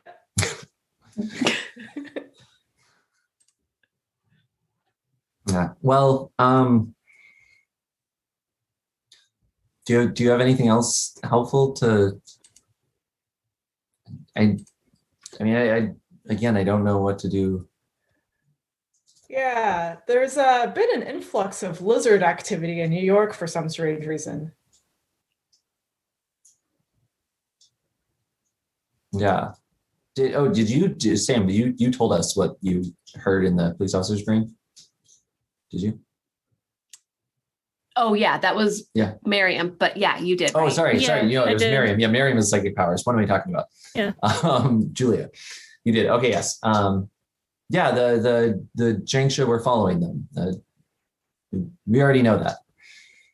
Yeah, there's some sort of strange spell that was cooked up that has something to do with the lizards being attracted to Jimmy Walker, and then the Jiangshi would follow the lizards, and then eventually, based on that, the demon would be able to find Jimmy Walker if said lizards and said Jiangshi don't, finish the job. I wonder if there's any way we could send the lizard somewhere else.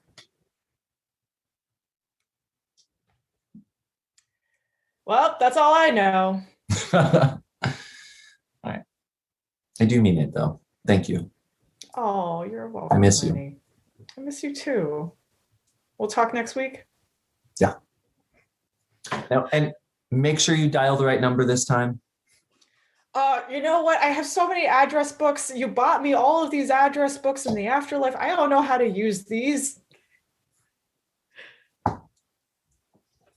Is it the leather-bound one? Is it this one? I don't know. And as he's just like going back and forth comparing address books, he just like disappears into the wind. Oh, Grandpa. And then wipes away a tear and then Oh.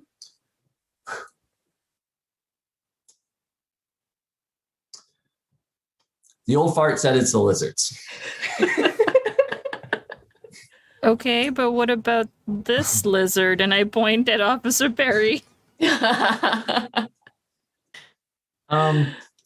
don't know. Can we just put him outside and let him hop away with the rest of them? Yeah. I bet the tongs will help us throw them out back since we already locked up the front, and then maybe we can make a plan. Yeah. So we are getting into the dead of night. And that is that's when there's Jiangshi all over the streets. Okay. Well, we're just throwing one more back in the street. Yeah, I think as long as he doesn't die on our restaurant. Yeah. I think we should ask the tongs to like throw them out back, close the door up, and then put rice, right? So that we have like hunker down. I'm gonna ask all of you to roll 5d8s. Okay.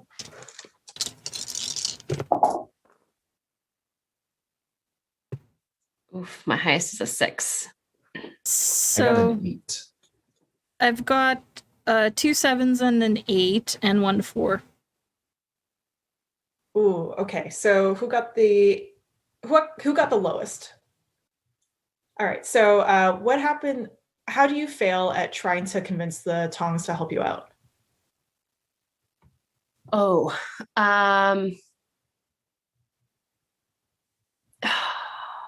yeah, I don't think I offer anything up.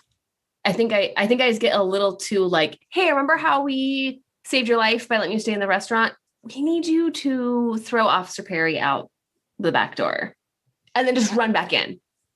It'll be fine. That's a real officer. Yeah, but he's not like an officer right now. I don't think he knows what's going on.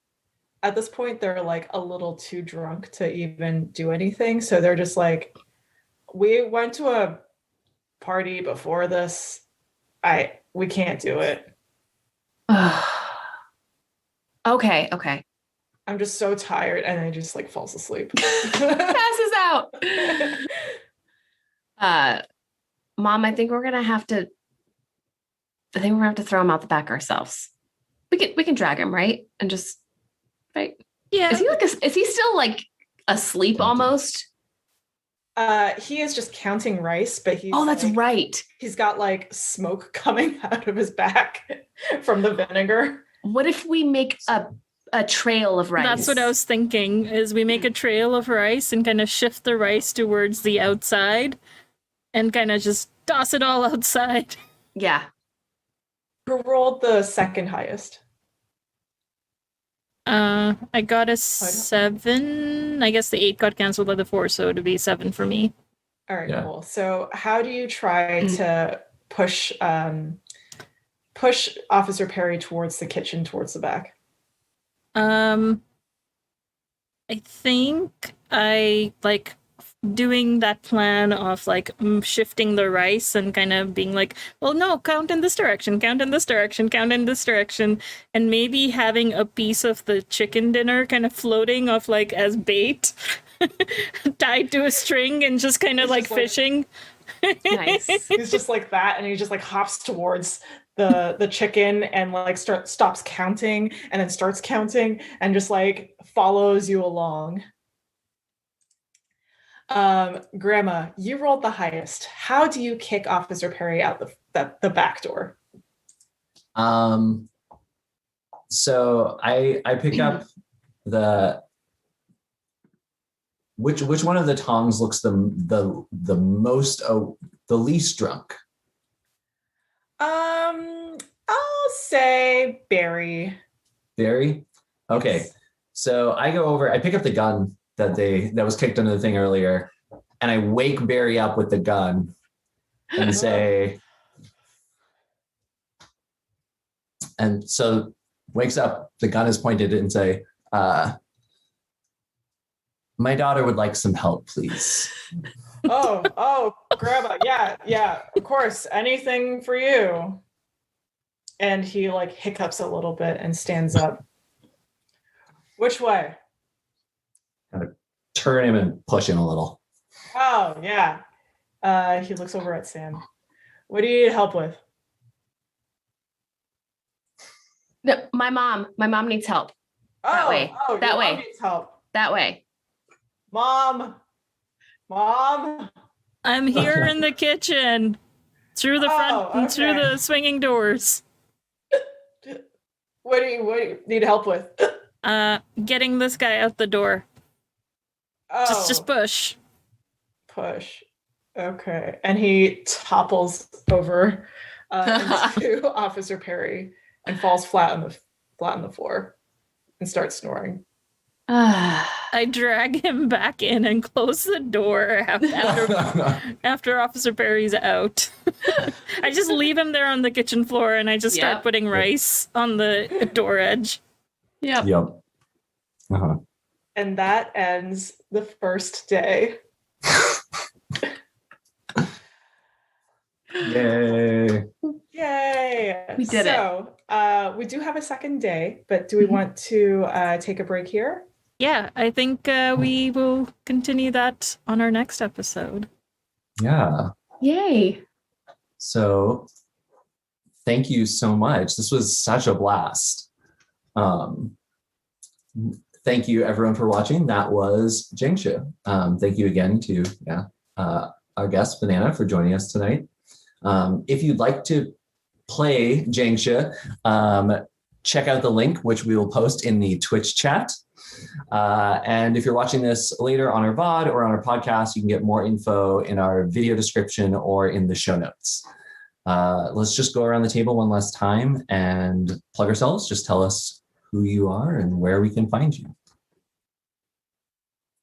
Shall we start with our guest? Yeah. Oh, yeah, sure. Thank you so much for having me, GM Jiangshi Blend the Banquet Hall, here for you today. I am one of the co-designers of this game. The other co-designer is Sanfeng Lim. I had a blast running this game for everyone. You can find me on Twitter or Instagram or Facebook at Banana Chan Games. I also design other games and I write for other games and I also publish games. So that's me in a nutshell. I'll pass it over to Mariam. Yeah, thank you.